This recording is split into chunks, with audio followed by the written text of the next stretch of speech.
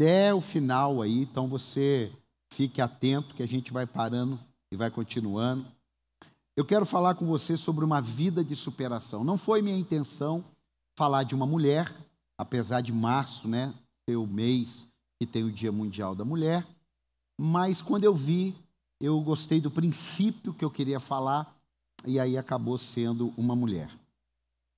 Segundo livro dos Reis, capítulo 4, versículo 8, diz assim: certo dia, Eliseu foi a Sunem, onde uma mulher rica insistiu que ele fosse tomar refeição em sua casa.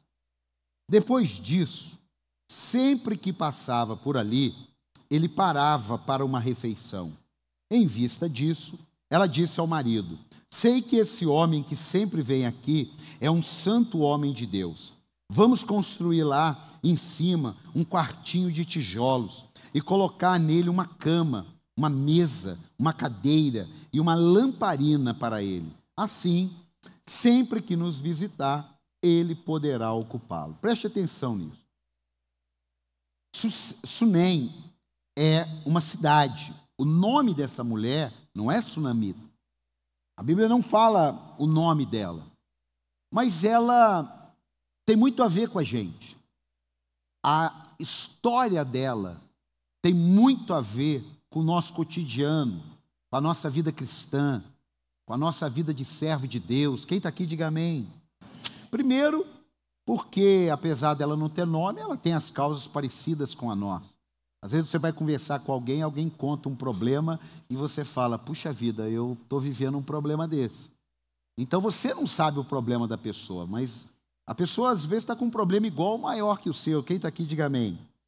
E é aquela coisa, né? Ela tem dinheiro, você vai ver depois, que ela não tem filho. E para aquela época não ter filho e ter dinheiro, se você chegasse para uma mulher e falasse: você quer ter dinheiro ou quer ter filho? Ela não titubeava. Ela falou: eu quero ter filho. Porque aquilo era uma carga muito grande para uma mulher carregar, não poder ter filho. Seja por qual aspecto for, graças a Deus isso mudou. Mas naquela época, não ter filho era uma pessoa maldita, era uma pessoa que não tinha valor. Por quê? Porque ela não tinha filho. E quando tivesse, ai dela se só desse filha mulher. Olha para você ver como é que era complicado. Além de ter filho, ainda teria que ter filho homem, pelo menos um. Depois, não tem problema nenhum. Então essa mulher, ela tem grana, mas ela não tem tudo que ela quer. É igual você. Você tem coisas e não tem tudo que você tem, igual a mim. Eu tenho coisas, eu não tenho tudo que eu quero, seja no campo material, seja no campo espiritual, ministerial. Eu tenho muita coisa, mas tem muita coisa que eu não tenho. E há um desejo de nós. Quem tem aqui um desejo de ter mais do que tem hoje? Amém. Diga amém. Claro, irmão. Ano da frutificação, como é que você não vai gerar mais nada? Então, é isso daí. Então, é uma área da vida dela muito boa, outra área da vida dela é bem complicada. Mas ela não é uma pessoa desligada da vida. Ela não é uma pessoa indiferente às coisas espirituais. Porque ela nota que aquele homem é um homem de Deus. Não foi o marido dela que notou, foi ela que notou. E não só ela nota, ela fala: eu posso fazer alguma coisa por ele. Hoje, falar em hospedaria é uma coisa muito comum. Tem hotel para tudo quanto é lado, tem Uber para tudo quanto é lado, né? Airbnb, aí vai embora. Mas naquela época não era desse jeito. Então nós precisamos entender que nessa época ela trouxe uma resposta poderosa demais. Por quê?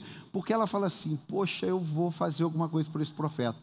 Eu vou fazer alguma coisa por esse homem de Deus. Ninguém pediu nada, ninguém falou nada com ela. Ou seja, ela começa a externar a generosidade dela. Povo de Deus, a pergunta para você, a primeira pergunta da noite: não responda, você é uma pessoa generosa? Você é uma pessoa que vê uma demanda e é resposta para aquilo? Você é uma pessoa que vê alguém precisando de algo que você pode? Você fica indiferente àquilo ou você se mostra a resposta para aquilo lá? Essa mulher, ela mostrou uma das características de um cristão que foi lá no Novo Testamento deixado muito claro: hospitalidade. Sabia que tem pessoas que não gostam de ninguém na casa dela? E o pior é quando pessoas que não gostam de ninguém na casa dela são crentes. não gosto de ter uma oração, nunca chamo um amigo para comer uma pizza, nunca chamo uma pessoa para fazer um evangelismo. Tantos projetos que nós tivemos aqui, 4 meses, até pode, se você quiser, de fazer um culto no lar, fazer uma série de 3 semanas ou 7 semanas, para você chamar seus amigos. E tem pessoas que não gosto de ninguém na minha casa, mas está na igreja, fala em línguas, entrega dízimo, entrega oferta. Mas eu queria ler um texto para você, que está em Hebreus 13:1. Coloca aí para mim. Hebreus 13:1. A gente vai lendo e vai conversando sobre isso. Seja constante o amor fraternal. 2. Agora, ó.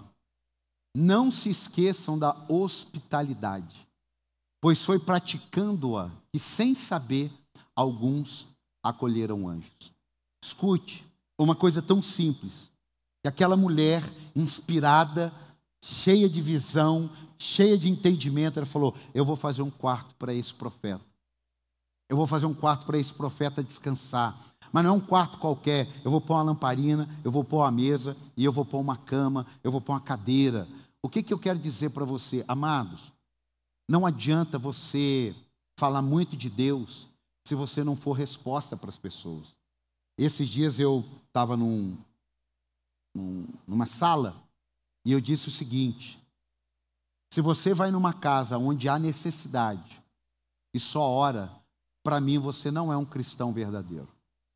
Você é um cristão que precisa ser mais sensível às causas alheias. Que isso, rapaz? Como é que você fala? Eu fui lá na casa da pessoa e orei, eu levei Bíblia, eu li o Salmo 119 inteiro. Não, então eu vou repetir. Você vai na casa de uma pessoa de necessidade. Você vai na casa de uma pessoa onde a escassez habita lá. E você leva a Bíblia para ler o Salmo 119, você prega, você ora, você impõe as mãos, você unge com azeite e você vai embora. Você ainda não é um cristão que está maduro. Sabe por quê? Você deveria levar 10 pães de sal lá. Você deveria levar um pacote de arroz. E você poderia voltar depois para fazer esse papel. Sabe por quê? O próprio Jesus que ensinou a gente isso. Quando ele pregou sobre quem não come da minha carne, que hoje é a ceia, não come da minha carne, não bebe do meu sangue, não tem parte comigo, no dia anterior foi quando ele deu pão e peixe para todo mundo. Irmão, você quer alimentar a vida espiritual de alguém? Você quer apresentar Jesus para alguém? Eu vou te dar um conselho. Seja a resposta para as necessidades dele. Seja a boca de Deus para aquele lugar. Não, mas vai. Ai, apóstolo, eu fui ontem em 10 casas, lá no bairro carente, orei nas 10 casas. E por que você não levou um pacotinho de macarrão para cada casa? Irmão, tem coisas que ficam bonitas nos discursos. Eu tenho aprendido com Jesus que discurso bonito, como diz a minha avó, não enche barriga de ninguém. A gente tem esse dever. Aquela mulher sem filho poderia ter um monte de coisa na cabeça, um monte de tarefa para fazer. O marido era idoso, você vai ler isso, mas ela não perdeu a sensibilidade de ser resposta para as demandas das causas alheias. Abre a sua mão aí, que hoje é uma noite profética. Eu quero declarar, você vai começar a ver demandas que ninguém está vendo, porque Deus vai fazer com você o que Ele não está fazendo com ninguém. Receba essa palavra em nome de Jesus. Continua. Aí continua o texto, vamos lá, versículo 11. Um dia, quando Eliseu chegou, isso aqui dá tipo uma série da Netflix. Um dia, quando Eliseu chegou, subiu ao seu quarto e deitou-se. Ele mandou o seu servo Geazi chamar a sunamita. Ele a chamou, e quando ela veio, Eliseu mandou Geazi dizer-lhe: você tem todo este trabalho por nossa causa. O que podemos fazer por você? Quer que eu interceda por você ao rei ou ao comandante do exército? Ela respondeu: estou bem entre a minha própria gente. Mais tarde, Eliseu perguntou a Geazi: o que se pode fazer por ela? Ele respondeu: bem, ela não tem filhos e seu marido é idoso. Então Eliseu mandou chamá-la de novo.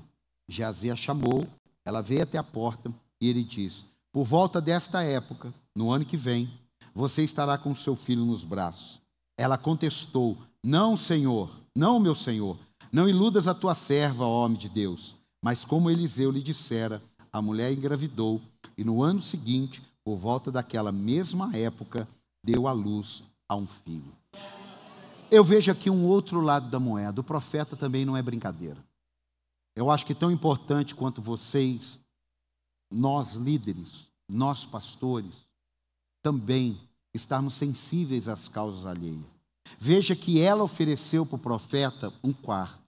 O profeta não pediu, mas o profeta ficou pensando. Quando ele deitou, a Bíblia fez questão de dizer, quando ele deitou no quarto, na cama, provavelmente, ele falou, meu Deus, uma pessoa que pensa em alguém que é estranho, uma pessoa que vê uma necessidade de um estranho e que reconhece que é de Deus, tem que ter alguma coisa que eu possa fazer. Irmão, quando um pastor chorar desse altar, cuidado se ele está tentando tirar alguma coisa sua. Porque homem de Deus não tira seu, homem de Deus entrega para você. Cuidado quando algum homem de Deus, algum líder, algum pastor, ele conta problemas financeiros para você. Porque nós não orientamos isso aqui. Quando pessoas fazem isso, são lobos vestidos com pele de cordeiro. Você vê que o profeta não pediu nada para ela, e quando ela fez, o profeta ficou com a cabeça pensativa. O que é que eu poderia fazer por essa mulher? E veja só, ele pergunta para Geazi, dá uma olhada lá, o que ela precisa? O que ela respondeu? Nada. Está tudo bem aqui. Eu fui dar uma olhada, por que ela falou assim, não, eu estou bem entre os meus. Porque talvez ela quisesse ir para uma outra cidade, talvez ela quisesse uma outra oportunidade, e a influência do profeta daria créditos a ele para interceder, para falar, olha, tem uma família aqui, tem um empresário, está precisando de uma porta, e ela disse não.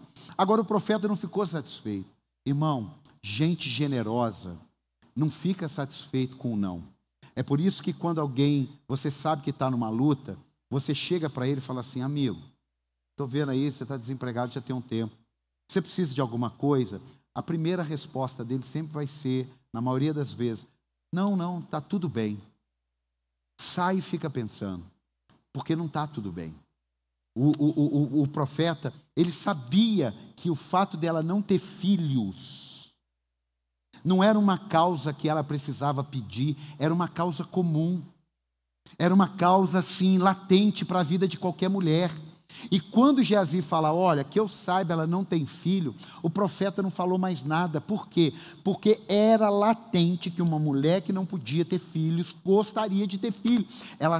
Ele chama a mulher e fala assim, olha aqui, nessa mesma época, daqui a um ano, você vai ter um filho. Ela não pediu um filho, tanto é que ela falou assim, ó, não brinca comigo não, porque o meu marido já é idoso. Era isso que estava. Não me ilude não. Não fica falando coisas assim para me agradar não. E aí a Bíblia terminou dizendo que naquela época, um ano depois, ela estava balançando a criança. Quem está aqui, diga amém. Por isso, amado, a igreja, ela não vai ser conhecida pelo tamanho do templo. Ela não vai ser conhecida pelo painel de LED. Ela vai ser conhecida pela resposta que ela dá às causas que estão lá fora. Você tem uma resposta de Deus lá fora. Eu tenho uma resposta de Deus lá fora. Eles ali têm uma resposta de Deus lá fora. E conforme você vai dando as respostas de Deus lá fora, eles voltam para adorar o Deus na casa de Deus. É isso. Mas você tem que ser essa resposta. Escute. Eliseu não mostra ser um explorador da fragilidade humana.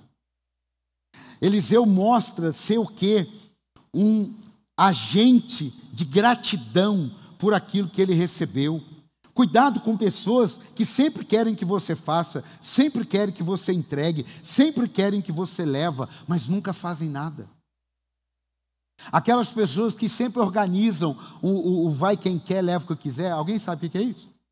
Eu vou te explicar que seria um negócio legal para você fazer na sua casa. Você chama os amigos e fala assim, ó, é a noite do vai quem quer e leva o que quiser. Ou seja, se eu quiser ir, eu tenho que levar alguma coisa. Aí eu levo uma linguiça para fritar, eu levo um queijo para picar, eu levo um refrigerante para tomar, sei lá, mas eu quero ir, mas eu preciso levar alguma coisa. Meus amados, em nome de Jesus, aquela mulher mostrou para Eliseu o poder da generosidade dela, mas o Eliseu mostrou para aquela mulher o poder de Deus na vida dela.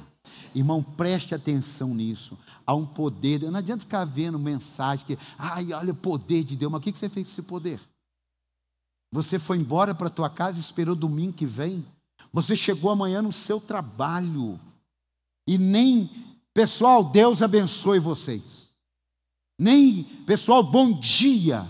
Que Deus nos guarde nesse dia. O que é isso? Você está expressando o poder de Deus na vida das pessoas. Não importa o que vão falar, nem o que vão pensar. O que importa é que você tem uma palavra de Deus na sua boca. Tem alguém para dar um amém, um aplauso a Jesus aqui ou não? Então, estou aqui. Aí, escute. Uma coisa que me chamou a atenção. Ele pergunta o que ela quer. Ela diz nada. Porém, ao saber que ela não tinha filhos, ele a chama e diz que ela dará luz a um filho. Ela não pediu isso, ela não falou nada disso, mas ele viu a necessidade disso. Lembra quando eu falei quando você vai numa casa? Lembra quando eu falei que você vai lá orar, glória a Deus, mas passa no armário da sua casa, passa no freezer da sua casa, pega 1 quilo de carne. O que eu quero dizer para você? A igreja, quando fala assim, fora das 4 paredes, qual é a ideia que você tem? É que a gente tem que ficar ali fora fazendo passeata, ou culto ao vivo, lá fora, culto ao ar livre? Não, a igreja fora das 4 paredes é essa igreja, que sai para fazer uma visita na casa de alguém que tem tudo, mas tem alguma coisa que só Deus pode dar. E você é aquele que vai orar, Deus vai dar e a pessoa vai adorar a Deus. É você que vai fazer isso. Isso é a igreja fora das 4 paredes, é lá no seu trabalho. Agora, lá no seu trabalho, se as pessoas não verem Deus na tua vida, a igreja fora das 4 paredes não está funcionando. Quem está aqui, diga amém. Quem está aqui, diga amém. Escute. Continua o texto. Aqui é só para você entender toda a história. Versículo 18. O menino cresceu. E agora aqui começa a apertar o calo. O menino cresceu. E certo dia foi encontrar-se com seu pai, que estava com os ceifeiros. De repente, ele começou a chamar o pai gritando: ai, minha cabeça! Ai, minha cabeça! O pai disse a seu servo: leve-o para a mãe dele. O servo o pegou e o levou à mãe. O menino ficou no colo dela até o meio-dia e morreu. Ela subiu ao quarto do homem de Deus, deitou o menino na cama, saiu, fechou a porta. Ela chamou o marido e disse: preciso de um servo e de uma jumenta para eu falar com o homem de Deus. Vou e volto logo. Ele perguntou: mas por que hoje? Não é lua nova nem sábado? Ela respondeu: não se preocupe. Ela mandou selar a jumenta e disse ao servo: vamos rápido, só pare quando eu mandar. Assim, ela partiu ao encontrar-se com o homem de Deus no Monte Carmelo. Quando ele a viu à distância, disse a seu servo Geazi: olhe, é a sunamita. Corra ao seu encontro e pergunte a ela: está tudo bem com você? Tudo bem com seu marido e com seu filho? Ela respondeu a Geazi: está tudo bem. Amados, preste atenção agora que começa a esquentar o caldo. Ela faz o que faz pelo profeta. Ela abençoa o homem de Deus. O homem de Deus libera uma profecia sobre ela: você vai ter um filho. O filho nasce, o filho cresce. Alguns estudos, ele tinha 10 anos, 12, 13, não importa. O que importa é que ele ainda era um garoto ainda. E lá, esse garoto vai com o pai para o campo. Vai com o pai trabalhar. E lá, sol escaldante, muito trabalho, não bebeu água direito como deveria beber. O dia que você for lá em Israel, você não bebe água porque você quer, você tem que beber água. Por quê? Porque lá é seco e quente, você não transpira igual aqui que molha a camisa, cola, não, você fica sequinho. Só que quando vê, puf, você apaga, porque desidratado. Então talvez o menino não quer parar para tomar água, está brincando com todo mundo, está trabalhando, e aquele menino começa: ai pai, é dor de cabeça. E ele, um pai raiz, um pai, como todo pai, quando vê o filho com problema, grita quem? A mãe. É ou não é? Pai raiz é assim. O filho passou mal, amor, amor. Eu lembro que um dia nós estávamos no shopping, e aí estava eu, Alessandro, Daniel e a Paulinha. E de repente, a Paulinha, mãe, eu estou passando mal. Aí o Daniel meio que sumiu assim, a Alessandra falou, amor, pega a Paula que ela está desmaiando. Eu fiquei, meu Deus, ai meu Deus. Eu fiquei beijando ela, nunca sei por que eu fiz isso. Não tem nada a ver. A pessoa está desmaiando, ela falou assim, você está beijando ela? Eu não sei, fazer o que eu sei. É o pai raiz, é esse. Quem é assim? Levanta a mão aí. Vocês mentiram aí, tá? Tudo assim, amor, ele está passando mal. A mesma coisa aqui. O que a mãe faz? Presta atenção. A mãe pega o menino e fica com o menino. Meu Deus, o que está acontecendo? E o menino morre. Escute, tudo tem um porquê. Ela pega o menino, não fala com o marido, não fala com o servo, não fala com ninguém, leva no quarto do profeta. A Bíblia fala que ela tranca a porta e vai procurar um jumento, um servo, e fala para o marido, olha, eu vou ali falar com o homem de Deus. É como se ela dissesse assim, eu vou ali no culto. Aí o marido fala assim, mas hoje é terça não tem culto. Fica tranquilo, está tudo certo, não se preocupe não. Por quê? Porque se o marido ficasse sabendo que aquele menino estava morto, estava naquele ambiente, a plantação, as pessoas poderiam ser amaldiçoadas, porque é tocar no morto. Não dá para tocar no morto. Então a mãe, já sabendo disso, e o que iria acontecer? Ia enterrar o menino rapidinho. O menino não ia ficar dando sopa. E ela não levou ele para o quarto dele, porque no quarto dele seria normal o pai ir lá ver como é que está o menino. Mas no quarto do profeta ele não ia. E para o pai, o menino já estava até bom, sabe por quê? 30 quilômetros ela andou, de 25 a 30 quilômetros. Então ela andou 25 a 30 quilômetros para ir, para encontrar o profeta, e depois tinha que voltar, nós vamos chegar nessa parte. Então ela andou 60 quilômetros, então era muito tempo aquilo dali, mas se lembre, nós não estamos falando uma época de zap, de telefone, de casa, de Waze, nós estamos falando outra época. O que ela fez? Colocou o menino lá e foi. E quando quando o profeta Eliseu vê que a sunamita está vindo, ele fala, ué, Geazi, corre lá, pergunta se está tudo bem com ela, se está tudo bem com o marido, se está tudo bem com o filho. O que ela fala? Está tudo bem. Diga, está tudo bem. Diga, está tudo bem. Sabe qual é o grande problema nosso? A gente fala da nossa vida para quem não resolve. Eu não sei você, eu já fiz isso. A gente fala de problemas da gente com quem só quer saber dos problemas da gente para falar dos problemas da gente. Gente que não resolve o problema da gente, para que você vai falar? Tem gente que não consegue ficar com a boca fechada. Mas deixa eu te explicar uma coisa. O que ia adiantar falar para Geazi? Geazi não deu o filho, nem tomou o filho. Geazi nem sabe o que está acontecendo. Tem coisas na sua vida que você está reclamando lá na sua família, lá no seu trabalho, porque você anda falando demais. Não tem ninguém falando demais. Tem coisas que eu não falo mais, mas porque eu aprendi. Tem coisas que, peraí, essa pessoa aqui, é o mesmo que eu chegar lá no cardiologista que eu tenho, falar, olha que eu vim aqui hoje, eu estou com uma dor nesse dente, o que ele vai falar para mim? Irmão, você está no lugar errado. Porque quando você fala para as pessoas que não vão resolver o seu problema, você está contribuindo para a fofoca, você está contribuindo para expor a tua vida, é igual casamento. Você fala para um monte de gente na rua que você está com problema no casamento, mas você não veio aqui para conversar com o apóstolo ou com um líder. E depois que o negócio azedou, aí você volta e fala assim, olha, o meu negócio lá está horrível. Não é que está horrível, é que você falou tanto para quem não devia, e isso causou uma proporção tão grande que você agora não sabe como sair dessa. Meu amado, escute aqui. Se eu tivesse que escolher uma coisa para te ensinar hoje, como cristão, para o teu trabalho, para os teus sonhos e projetos, não são todas as pessoas que estão gostando de ver você prosperar. Eu vou ter que repetir. Não são todas as pessoas que você está falando de planos e sonhos que eles estão torcendo por você. Eu tenho que ser sincero com você. Existem pessoas que você está contando o teu sonho e aquilo ali está fazendo mais mal para ela e mal para você. Guarde. Espere a hora certa.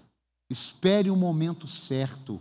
Jesus, ele foi ensinando os discípulos aos poucos, e teve em um momento que ele falou assim: não dá para falar para vocês ainda, porque vocês não estão prontos para receber. Tem alguém aqui? Diga glória a Deus. Escute, volta por aqui. O tempo passou, diga, o tempo passou. Mais forte, o tempo passou. Olha que maravilha. Só voltando ao filme um pouco. Só um trailerzinho. A mulher, o marido já idoso, ela com grana, não tem filho. Aí ela vai, fica grávida, curte a gravidez, o filho vai crescendo. Olha que coisa maravilhosa que essa mulher está vivendo. Olha que época maravilhosa que ela está vivendo agora. Aquelas pessoas que olhavam para ela e falavam assim: o que adianta? Tem dinheiro, mas não tem filho. Tem marido, mas está velho. Marido rico, mas está velho. Marido rico, mas está velho. O que adianta? Agora não. Ela está plena.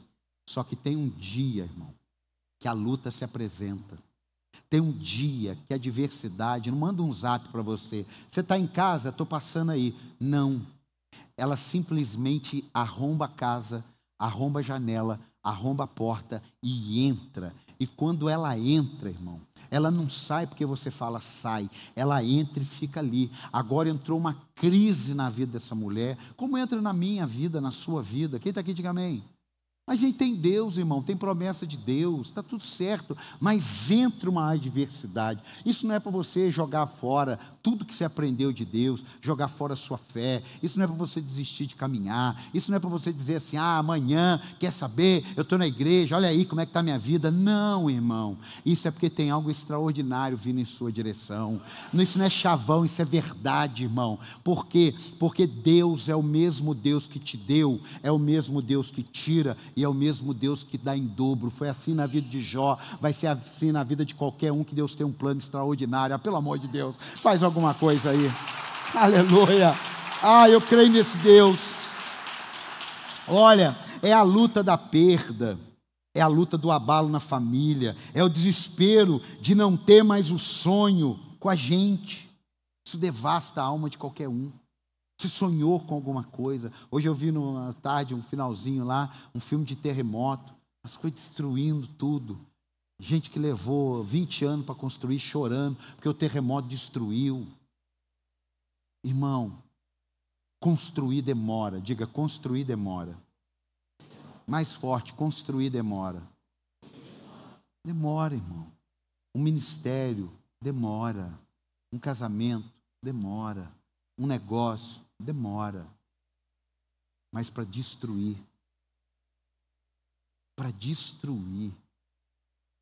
às vezes você precisa de uma atitude só. Você gastou 20 anos construindo, e uma atitude pode destruir tudo aquilo. Assim aquela mulher estava agora. O que é que eu fiz? Porque, vou te ler Bíblia, não sabe o que houve de fato. Aqui eu estou lendo um comentário que eu fiz. Não se sabe o que houve de fato, mas duas hipóteses fazem sentido. Ele teve algo na cabeça, como foi dito, alguma doença que manifestou naquela idade, ou foi o calor. A Bíblia não fala isso, mas a gente pode conjecturar. Tem coisas que na nossa vida, irmão, o máximo que a gente vai conseguir fazer é conjecturar, mas não vai ter resposta. Qual a resposta que um homem de Deus daria para essa mulher? Qual a resposta? Qual a palavra de consolo um homem de Deus daria para aquela mulher? Um filho que ela não pediu, agora está morto. Agora ela já começou a pensar: não vou ter outro. Vai voltar tudo de novo. Agora pior, porque agora eu já experimentei. Irmão, você já viu pobre ficar rico e se suicidar? Eu nunca vi. Mas rico ficar pobre e suicidar, eu já vi vários. Você também já viu. Porque acostumar com o ruim e pular para o nível do excelente é maravilhoso. Acostumar no excelente e voltar para o nível ruim não é para qualquer um não, irmão. Essa mulher agora, ela já fez essa leitura, mas ela não parou. Diga, ela não parou Diga, ela fez a leitura, mas ela não parou. Diga, ela fez a leitura, mas ela não parou. Irmão, não tem problema você fazer uma leitura de um momento difícil. Mas fala para quem está do teu lado, mas você não pode parar. Não, você não pode parar. Fala com fé, você não pode parar. Fala, você não pode parar. A gente precisa entender isso. E muitas vezes a gente pega, escute.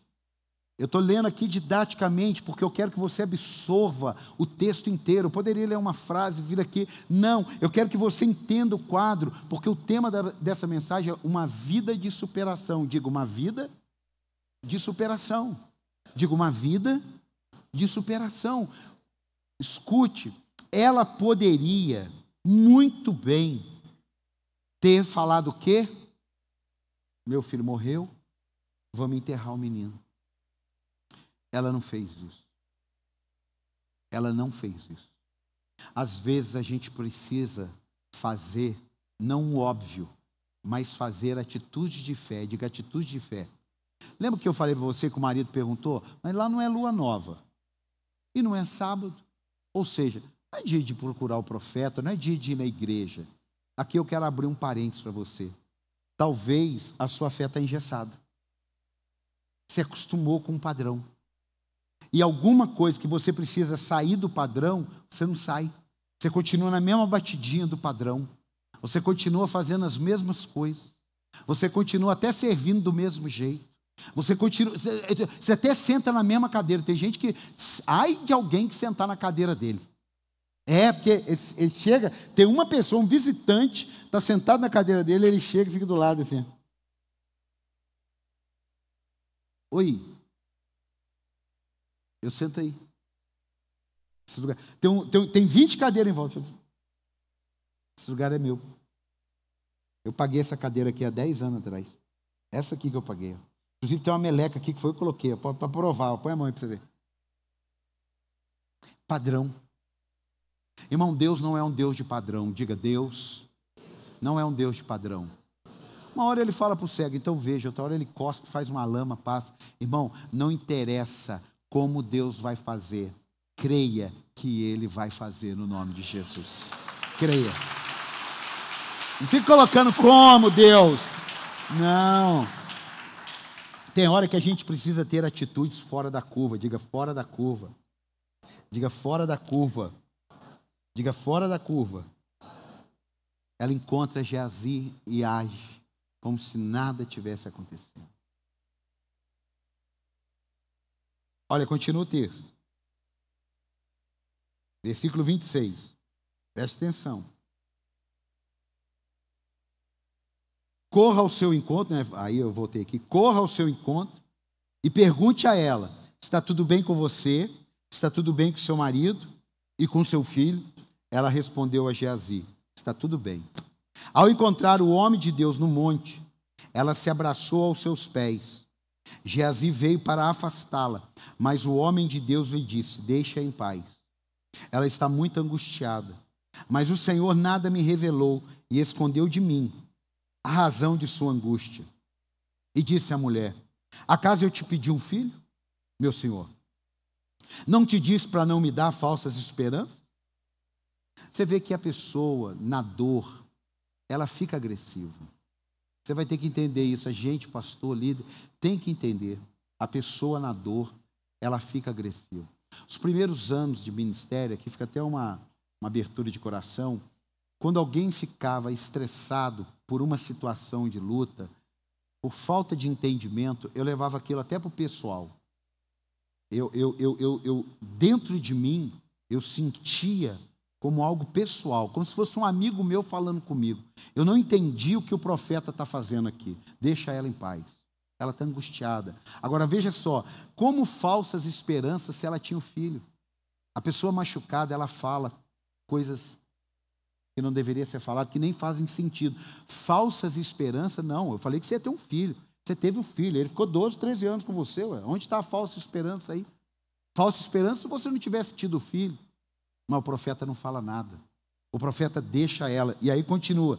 Então Eliseu disse a Geazi: põe a capa por dentro do cinto, pegue o meu cajado e corra. Se você encontrar alguém, não o cumprimente. E se alguém o cumprimentar, não responda. Quando lá chegar, ponha o meu cajado sobre o rosto do menino. Mas a mãe do menino disse: juro pelo nome do Senhor e por tua vida, que se ficares, não irei. Então ele foi com ela. Rapaz, feroz a mulher também, né? Não, me perdoe, não, eu não tenho nada com Geazi, não. Mas só que o meu negócio é com o senhor. Foi o senhor que deu essa palavra. Então, se o senhor não vai, eu não vou também. Escute, preste atenção nisso aqui. Eliseu fez uma leitura dela. Diga, Eliseu fez uma leitura dela. Só que ele fez uma leitura no campo natural. No campo espiritual, Deus não falou nada. Ou angústia que dá na gente quando a gente não tem uma palavra de Deus para falar para alguém. Quando a gente não tem uma palavra de Deus sobre as circunstâncias desfavoráveis que alguém está vivendo. A gente vê a pessoa sofrendo. Esses dias chegou uma pessoa aqui, e até fica aqui um parênteses para você. Chegou uma pessoa aqui, eu pensei que ela queria fazer um negócio comigo. Preste atenção nisso aqui, que era até para eu ter falado na hora do Geazi, que eu vou ensinar a igreja, que eu sou pastor. Chegou aqui, eu pensei que ela queria fazer um negócio. Aí eu atendi, era uma mulher que a gente conhece, e maior carinho e tal, e de repente ela falou assim: eu estou atravessando um problema, assim, assim, assado. Assim, assim, assado. E eu vim aqui para o senhor me ajudar. Aí eu falei: olha, deixa eu te falar uma coisa. Aguça o seu ouvido, igreja. Estou te ensinando um princípio. Deixa eu te falar uma coisa. Eu pensei que você queria fazer um negócio dessa área que você está mexendo. Agora, já que é isso, você não está numa igreja? Estou. Você não tem um pastor? Tenho, mas eu não sinto que ele tem condições de resolver isso para mim. Eu vejo o senhor uma referência para isso. Falei: olha, você vai me perdoar. Eu não gostaria que uma ovelha minha fizesse isso, porque nós estamos lá para servi-la, nós estamos lá para cuidá-la. Então você vai fazer um favor. Você já conversou com o pastor lá? Ah, eu conversei, mas... Eu falei: não. Eu respeito a posição do pastor, eu respeito como um homem de Deus na sua vida, mas eu chamar você, tratar você, chamar minha esposa, chamar esses envolvidos, fazendo aqui, sabendo que você congrega em outra igreja, que você tem um pastor, você me perdoe. Agora que vem o negócio, você ficou 10 anos aqui comigo, eu batizei você, batizei toda a sua casa, mas eu continuo íntegro. Você tem um pastor, então você tem que resolver com ele. Agora, se você não quer resolver com ele e tomou uma decisão, você está sem igreja, você quer vir para cá, aí é outro papo. Deixa eu te falar uma coisa.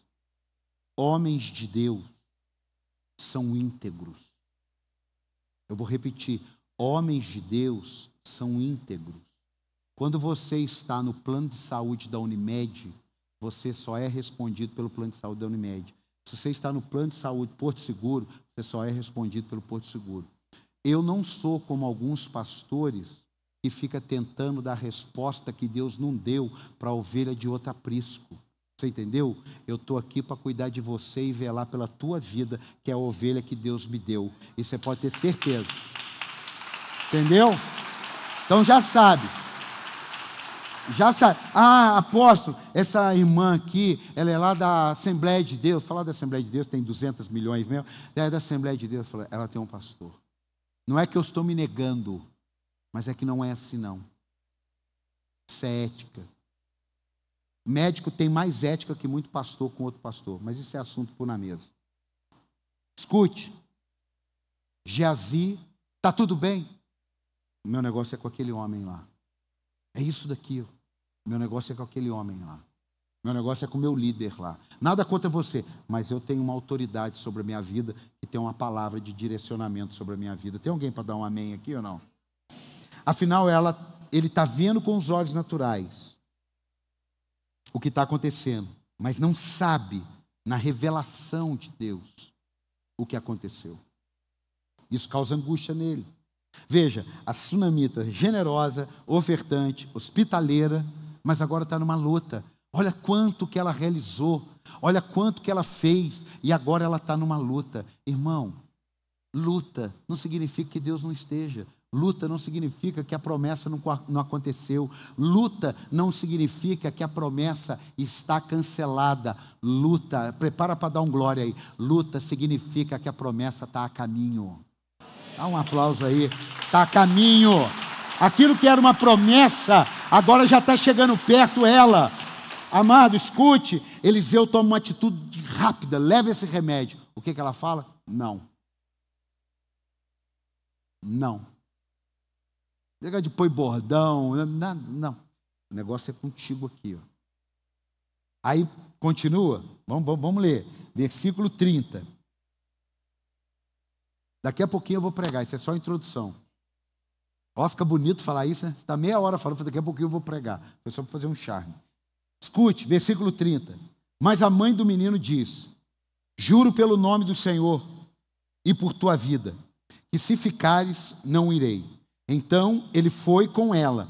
Geazi chegou primeiro, ou seja, ele foi a si mesmo. Geazi chegou primeiro, pôs o cajado sobre o rosto do menino, mas ele não falou nem reagiu. Então Geazi voltou para encontrar-se com Eliseu e lhe disse: o menino não voltou a si. Quando Eliseu chegou à casa, lá estava o menino morto, estendido na cama. Ele entrou, fechou a porta e orou ao Senhor. Depois deitou-se sobre o menino, boca a boca, olhos com olhos, mãos com mãos, enquanto se debruçava sobre ele. O corpo do menino ia se aquecendo. Eliseu levantou-se, começou a andar pelo quarto, depois subiu na cama, debruçou-se mais uma vez sobre ele. O menino espirrou 7 vezes e abriu os olhos. Eliseu chamou Geazi e o mandou chamar a sunamita. E ele obedeceu. Quando ela chegou, Eliseu disse: pegue seu filho.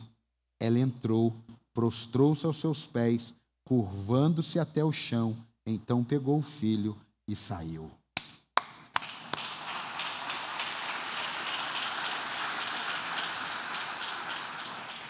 Amados, ela estava definida do que ela acreditava. Às vezes o que está faltando para você é definição. Às vezes o que falta para mim é definição.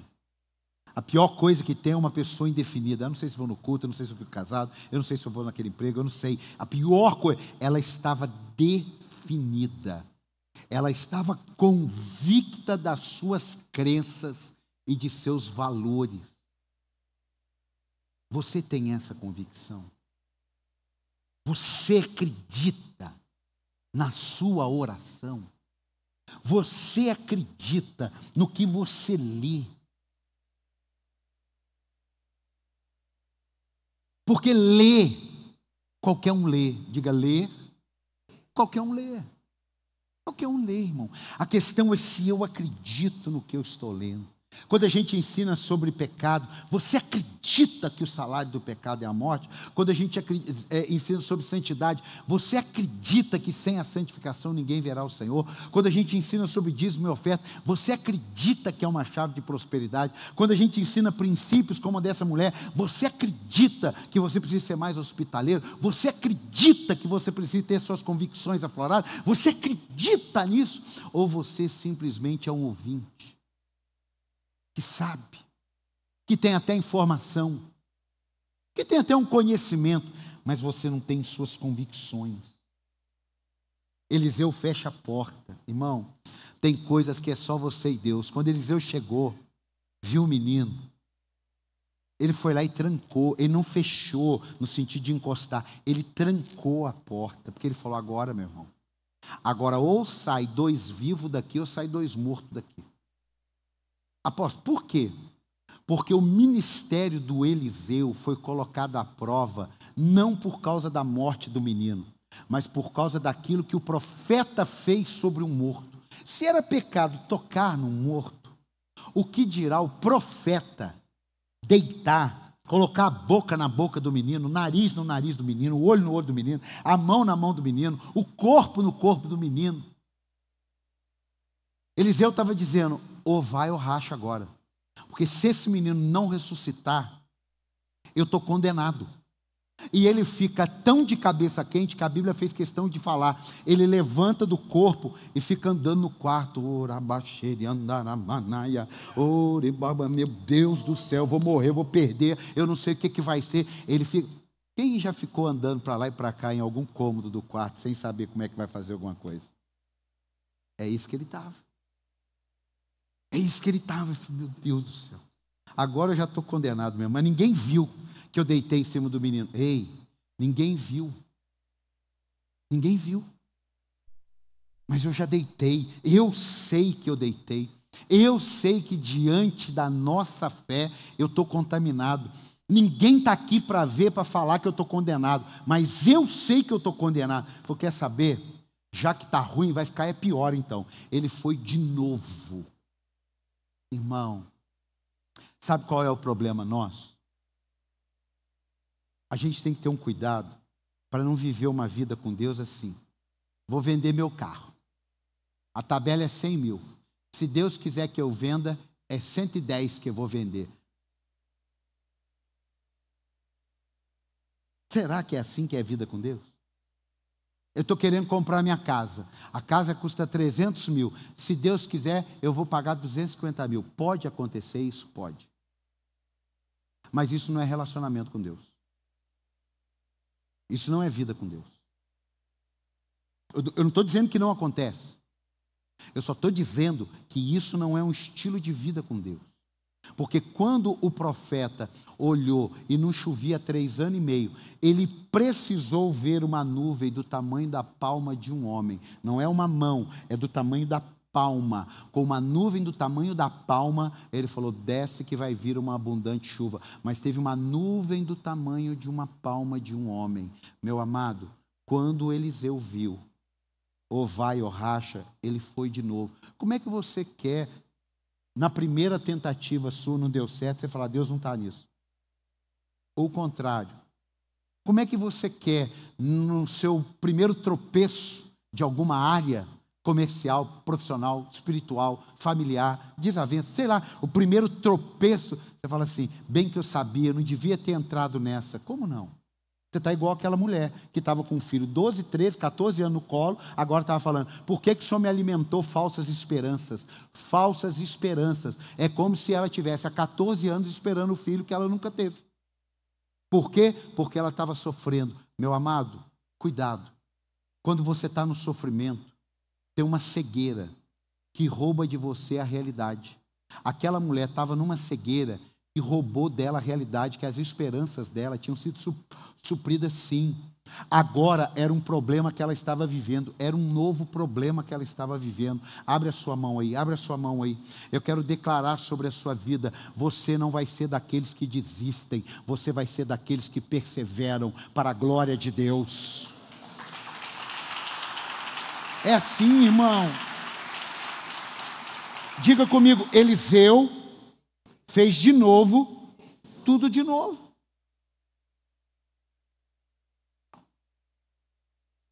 Você sabia que tem gente que ao ser corrigido por alguma coisa que fez, eu já vivi isso. Você chama um líder, um voluntário, e fala assim, ô, meu filho, deixa eu te falar uma coisa. Eu já te expliquei. Não é essa água, é uma outra água que tem lá. Aí ele vai, passa 3 dias, ele fala, eu estive pensando, eu não quero mais entregar água não. Por quê? Porque ele não está disposto a fazer de novo. Ele não está disposto a ser orientado. Ele não está disposto a tentar. Meu amado, em nome de Jesus, o ano da frutificação vai passar por circunstâncias que nós vamos ter que tentar. Tem coisas que eu estou há 17 anos tentando nessa igreja e não consegui. E eu vou continuar tentando. Eu não estou há 2 anos tentando, eu estou há 17 anos tentando, e eu vou continuar tentando, mas se morri tentando, alguém vai conseguir lá na frente.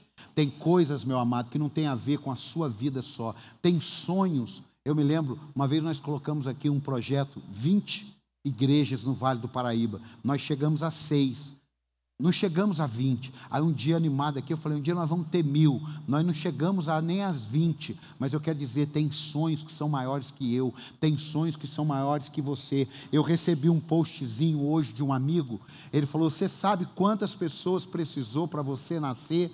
Ele parou em 2.300 e poucas pessoas, porque foi assim, ó, você precisou do pai e da mãe, aí o pai e a mãe precisou do pai e a mãe, e ali foi, amado, para você estar aqui hoje, mais de 2.000 pessoas nasceram, e hoje você está aqui, e pode ter certeza, os planos que Deus tem para a tua vida, vão se cumprir no nome de Jesus. Não, fala mais forte, meu Deus. Ele parou na 10ª geração, 2.000 e poucas pessoas. Falei, meu Deus, 2.000 e poucas pessoas nasceram, comeram, beberam, geraram filho, criaram, fizeram esse casamento e tal, para chegar eu aqui hoje. Meu Deus, você não é obra do acaso.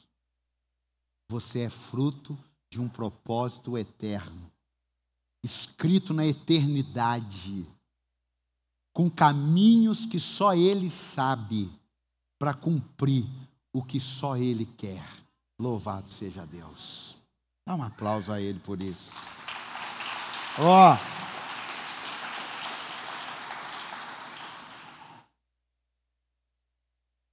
Para fechar, preste atenção. O quarto feito para ele foi uma oferta. Diga o quarto. Não, diga forte. O quarto feito para o profeta foi uma oferta. Preste atenção nisso. O menino estava lá na oferta. Porque o quarto do menino era uma construção da terra. Digo, o quarto do menino era uma construção da terra. Escute, você fez sua casa. Você colocou o quarto do menino. Agora pensa, antes disso, a sua casa não tinha o quarto do menino, mas já tinha a oferta do profeta. Aquela mãe, ela pega o filho e coloca em cima da oferta dela. Eu quero dizer para você, tem coisas que Deus vai fazer na tua vida por causa das ofertas que você deu. Você pode acreditar no que eu estou te falando, irmão. Tem coisas na sua vida que não é a construção da... é porque eu sou muito inteligente. Não tem nada a ver com inteligência. Não, porque eu sou muito bom. Não tem nada a ver com você ser bom. Tem a ver com Deus te dar uma colheita extraordinária. Tem alguém para dar um amém aqui ou não? Pode aplaudir. Então se lembre, aquele quarto não era um qualquer quarto. Aquele quarto era uma oferta. Número 2, não abra seu coração para quem não resolve as coisas.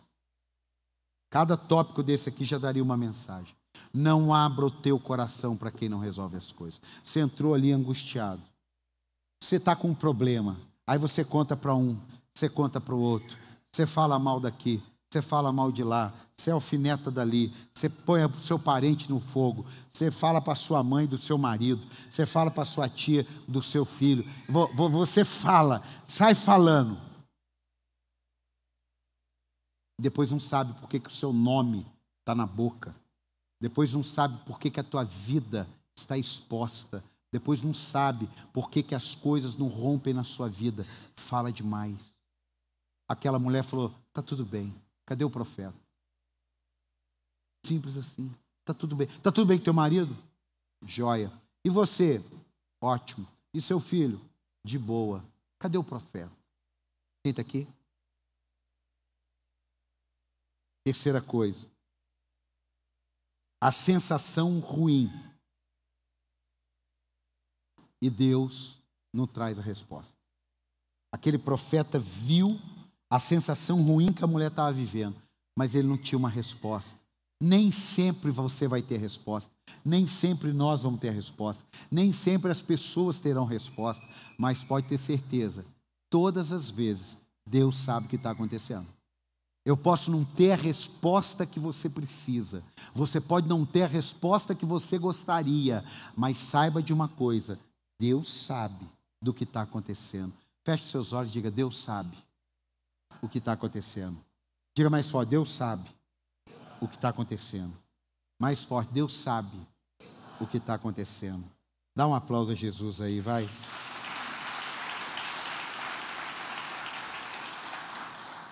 E em último, lute contra os decretos de morte. Aquela mulher viu o menino, morreu. Ela podia ter desistido. Ela podia ter parado.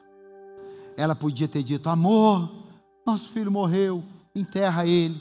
Não ter procurado mais o profeta. São coisas que acontecem, ó. Não ter procurado mais o profeta. Mandado um recado. Sabe qual é o recado? Avisa o profeta que eu tive que fazer uma mudança na casa e aquele quarto não tem mais. Eu vejo isso. 17 anos, eu vejo. Eu vejo isso. Sim. Não olha com essa carinha não. Sim, eu vejo isso. Avisa o profeta lá que eu não vou mais na igreja. Avisa o líder lá que não vai dar mais para ter um grupo pequeno na minha casa. Por quê? Mas o que aconteceu? Ah, não sei, mandou um recado pelo zap. Foi a luta. Ela parou na luta. Ela desistiu na batalha. Irmão, deixa eu falar uma coisa para você. Isso é para mim, é para você, é para qualquer um. Deus não vai garantir a ausência de batalha. Deus vai garantir presença na batalha. Então, ausência de batalha, desista. Desista. Ai, apóstolo, amanhã no culto da resposta, eu vou falar que eu não quero ter mais batalha na minha vida. Deixa eu te avisar, põe um outro pedido nisso. Esse aí não vai dar certo. Porque isso não tem a ver com eu querer ou não querer. Isso faz parte da dinâmica da vida. Apóstolo, e o que eu faço? Faço o que essa mulher fez. Na cabeça dela, aquele homem representava Deus. Busque a Deus. O que ela fez? Ela chegou aos pés dele, abraçou e chorou. Vai para os pés de Jesus. Nós não estamos aqui para assumir o lugar de Deus, nem queremos. Mas nós sabemos que tem hora na vida da gente, que se você pegar no pé da gente, não vai adiantar nada. Não vai. Eu preciso te falar, não vai. Fala, meu Deus, levanta ela.